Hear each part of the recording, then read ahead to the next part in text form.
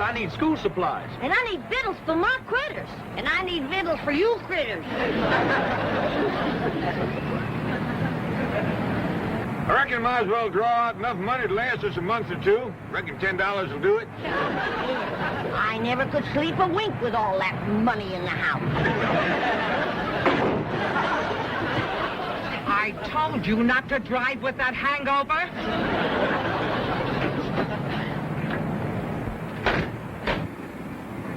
Anybody hurt? I don't think so. Well, no harm done, huh, kid? Well, not to your car, but you kind of bent our bumper. I reckon I can straighten it out, though.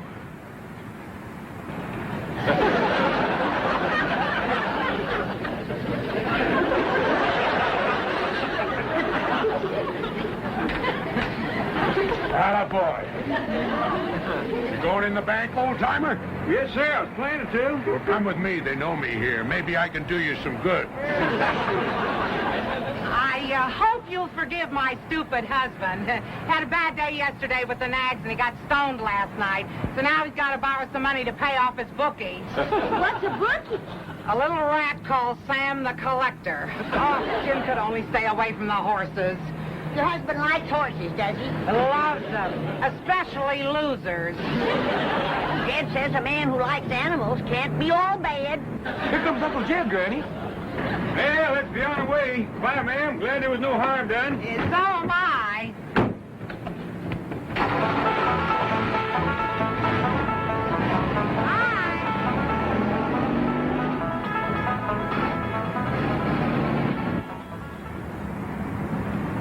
What happened to you? Fall down in there?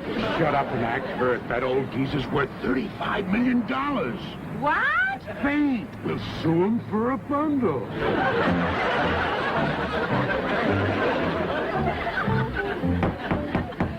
Case of Johnson versus Clampetts. Are the plaintiffs ready? We are, Your Honor. Are the defendants ready? Mr. Clampetts, Yes, sir? please rise when addressing the court. Yes, sir, your courtship. Your Honor. Oh, just call me Jed. Mr. Clampetts, let me warn you that any attempt at humor will be dealt with severely. You're being sued for $100,000. Do you consider that funny? No, sir. Very well. Are you represented by counsel? Am I what? By who? You have an attorney. A lawyer. Oh, no, sir. I see. You're appearing in pro per. You any objections? No, Your Honor. Not hearing no objection, I'll permit your defense. Well, thank you, sir. For the plaintiffs will make his opening statement. Thank you, Your Honor. Although my clients, the Johnsons, are really in no condition to appear today, I have persuaded them to come to court so that Your Honor can see the carnage wreaked by this criminally careless family of hoodlums. Oh, excuse me, young feller, but our name ain't Hoodlum, it's Clampett. That's all except Granny, she's a Moses, and Jethro, he's a Bodine. He's my cousin Pearl's boy. Pearl's back home right now with Jethro and his sister trying to get her married. She's 18 and still single. That is enough. That's the way my cousin Pearl feels. A girl passes 18 and her chances of getting a husband. Mr. Clampett, will you please be quiet? Now, I'm going to excuse this outburst because apparently you're unfamiliar with court procedure. However, one more infraction and I will hold you in contempt. You be seated. Proceed, Counselor. As I was saying, Your Honor, I have prevailed upon my clients to appear today, although at the cost of great personal suffering to themselves. Bailiff, if you please.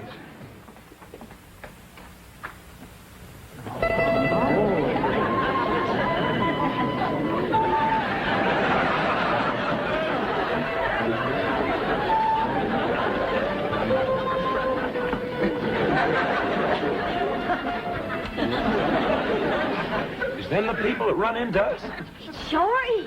What you reckon happened to them? Something terrible by the looks of them. See, can we comfort them? Your Honor, protect my clients from these ruffians. You got a terrible memory for names. Where's Clampetts, except for Granny and Jekyll? Mr. Clampett, I declare you in contempt of this court. And I'm going to give you a fine of $100. Well, thank you, but I didn't do nothing to earn no $100. The fine of $100 is suspended. Now, please, take your seats.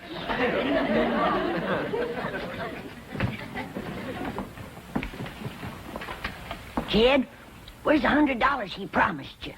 Did you hear him, Granny? The judge spended it. What right he got spending your $100? Order in this court.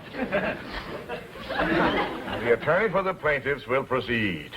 Your Honor, the maimed and broken bodies of my clients speak more eloquently than any words of mine in condemning the criminal actions of this lawless family. What'd he call us that time? Lawless? I know a family named Lawless. Awful nice folks. Raise pigs. You will prove, Your Honor, that on the day and date set forth in the complaint, said defendants did willfully and maliciously crash into the plaintiff's car, inflicting upon the bodies of the plaintiffs numerous and grievous injuries, for which we ask the court to award damages in the amount of $100,000 to said plaintiffs. He can't even remember the Johnsons. He keeps calling them the plaintiffs. There are two ways about it. When it comes to recollecting names, that young feller's pitiful. I want you to tell the court in your own words exactly what happened. Well, Mrs. Johnson and I had just driven up to the bank where I hoped to borrow some money from my favorite charity, the Horse Lovers of America. And although we've been married for 20 years, Mrs. Johnson and I are still very affectionate. Proceed in your testimony, Mr. Johnson. Well, being affectionate as we are, we sat in the car for a few moments to speak of our love. I love you, Jim Johnson. I love you, Mabel. What other man would borrow the money to help those poor old horses on their way to the glue factory? I do what my heart tells me. Mabel! What is it, Angel? There's an old truck careening down the street out of control. Oh, Jim! He's heading straight for us! Well, have no fear. I'll protect you, darling. And that's the last I remember, Your Honor.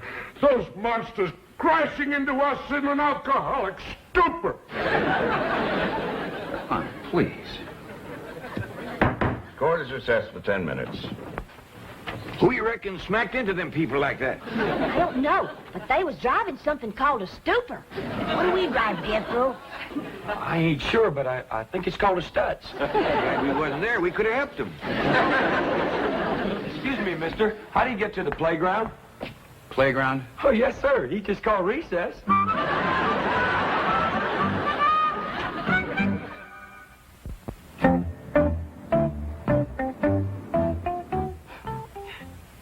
For my poor Jim's sake, I was glad he was unconscious so that he didn't have to see the worst part. Would you describe what you mean by the worst part? Well, you see, the impact threw my husband out of the car. There he lay on the street, broken and bruised. My precious darling. Did those insensitive beasts care? No. They actually seemed happy about it. Let's back up and hit him again. That one about knocked him 5 feet in the air. Why don't you learn how to stay out of people's way? You brutes, look what you've done to my husband. I'll bring him around. If this don't bring him around, he's dead.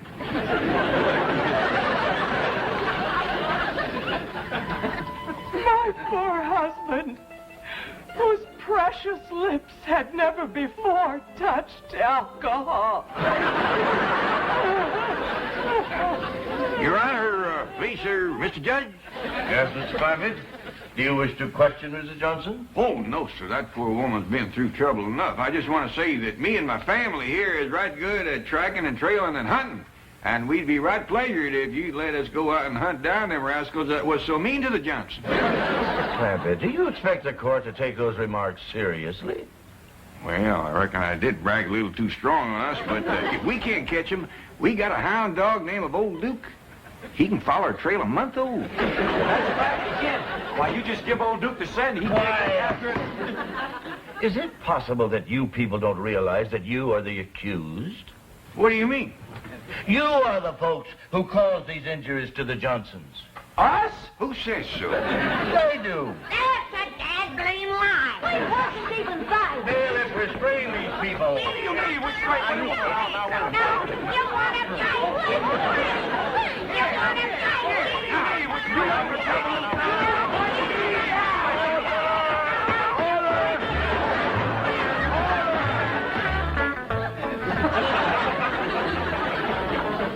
If you ask me, this is a heck of a place to spend recess. That fella said he put us in here to cool off. It's hotter in here than it is in there. Well, there's one good thing. He's going to give each one of us $100. Fine. That's what I say. Fine and dandy.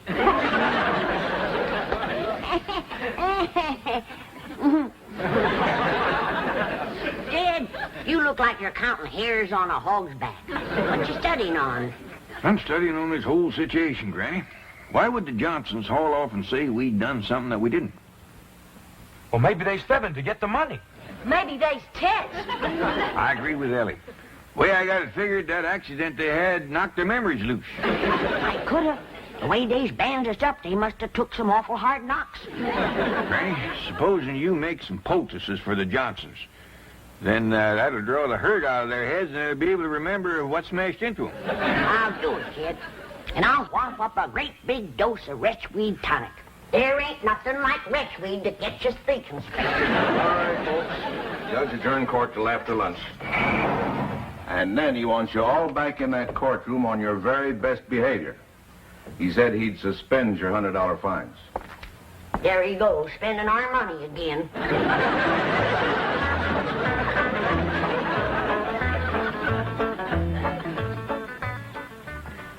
I'm going to ask the court for a judgment by default. Those hillbillies aren't coming back. They probably left town. Hope we didn't keep you folks waiting. We hurried the best we could. Didn't even stop to eat. For a piece over at our place. Granny got a lot of fixing to do. And you're going to feel a heap different when I get done with this. How dare you threaten my clients? Quieten down, little man. Ain't nobody threatening nobody. They're back, Your Honor. All rise.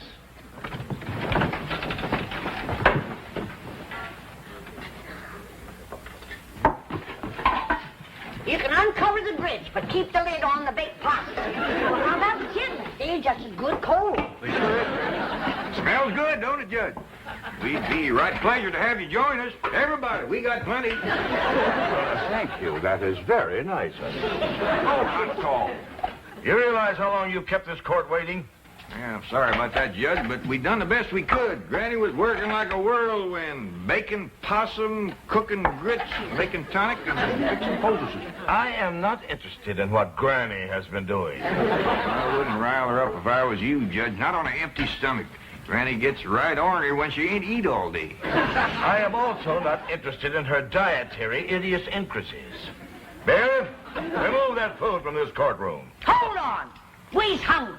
That's your own fault for being late. I wouldn't say too much about being late if I was you. This is the second time today you've come in here in your nightgown.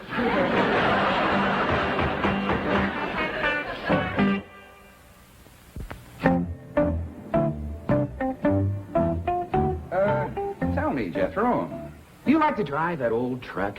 Oh, yes, sir. Do you like to drive fast?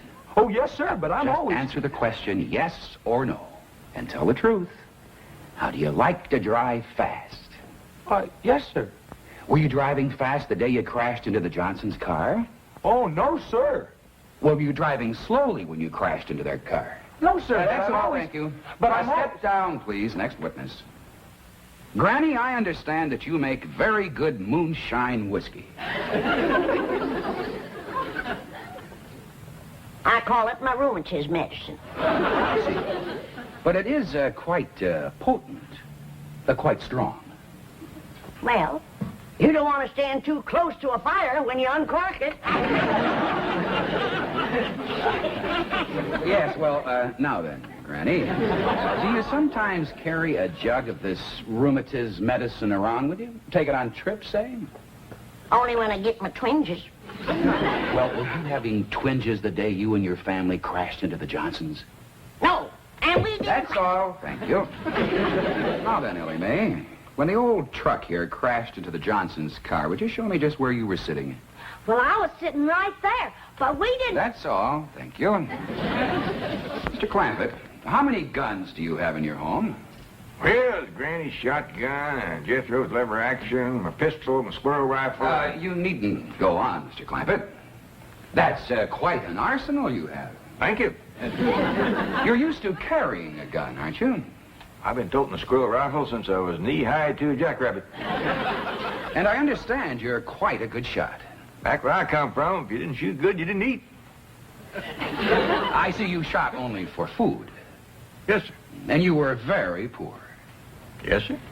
And then oil was discovered on your land, and you became very, very wealthy and moved to Beverly Hills. Yes, sir.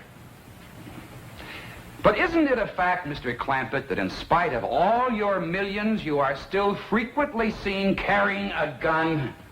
Yes, sir. You see, Just answer the question, yes or no.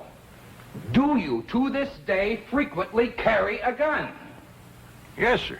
Were you carrying a gun the day you and your family crashed into the Johnsons? No, sir, and we didn't. That's all. Thank you. Step down. No, sir. What do you mean, no, sir? I ain't all, and I ain't stepping down. Not until I've said a few things. Your Honor, I object. Now, Counselor, I have been very lenient with your conduct of this case, just as I have been very lenient with the conduct of the defendants. However, since Mr. Clampett here is the defendant and will bear the financial burden if judgment is against him, the court wishes to hear anything that is relevant and pertinent to this case. Yes, Your Honor. Now, Mr. Clampett, let us hear what you have to say. Well, thank you. Well, to begin with, there ain't nobody told the real story about what happened the day the Johnsons backed into us. I object, Your Honor. There has not been one shred of evidence or testimony supporting the allegation that my clients backed into the defendants. That is very true, Counselor. Perhaps now we might have it. In the meantime, you be seated. Yes, Your Honor. Now, you may proceed, Mr. Clampett, realizing, of course, that you're still under oath to tell the truth. Well, Your Honor, I learned how to tell the truth so long ago, I reckon it's become a habit. And what with making a promise on the good book, I'm going to be extra careful. Proceed. Well, me and my family drove down to the bank.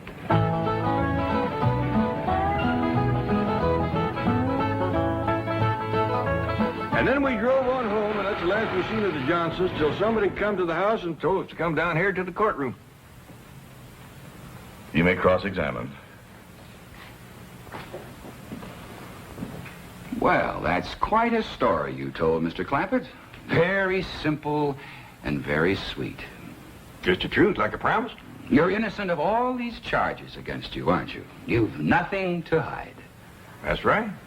Then why, Mr. Clampett, did you not answer the summons and complaint served upon you by the county marshal? Summons and complaint? That is right, complaint.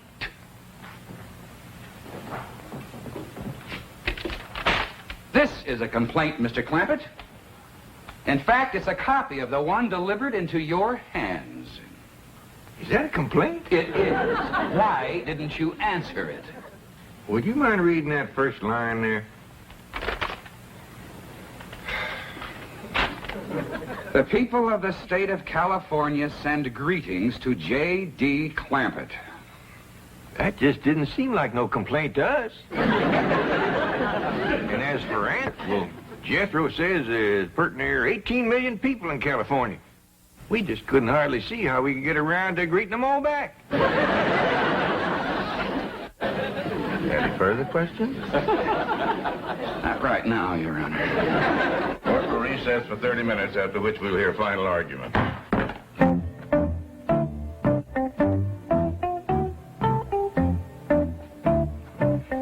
Mrs. Johnson, I'd like to have a little conference with you and your husband before court resumes. Do you know where he is? Probably out calling his bookie. Dr. Bookman. Another thing, you told me your husband was a teetotaler. After lunch today, I thought I smelled liquor on his breath. That's his medicine for pain. Mrs. Johnson, are you sure that you and your husband are telling me the complete truth about this case? What do you mean? Are you siding with that millionaire against us poor crippled people? Bodies all aching and racked with pain? It's just that Mr. Clampetts' story was very convincing. And there were no witnesses to the accident. You told me we didn't need any witnesses. You said because they didn't answer the complaint, we didn't have to bring in any witnesses. But you mean you could have brought in witnesses? All you want.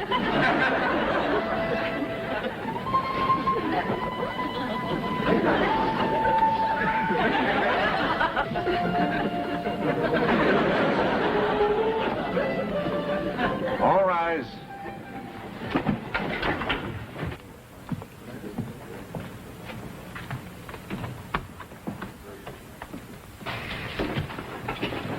Counsel for the plaintiffs ready for his final summation? Yes, Your Honor. Your Honor, sir, Mr. Judge, could I say something that might save us all a lot of time? You any objections? No, Your Honor. Proceed, Mr. Clampett. Well, sir, if it's all right with you, I'd like to go ahead and give that $100,000 to the Johnsons. Do you admit the claims made by the Johnsons? Well, no, sir, it don't. But he deserves the money, and I can afford to give it to him more if he needs it. Would you mind telling the court why you think he deserves it? Well, Your Honor, I got a daughter here, Ellie Mae, and I reckon she means more to me than just about anything in the world.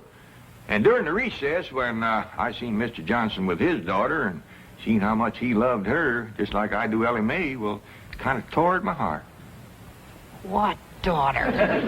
Shut up. There he was in his wheelchair in that little room across the hall, and in walked this beautiful girl with the long red hair, and I knowed right away she was his daughter because she walked up to him and she says, "How's it going, Daddy?"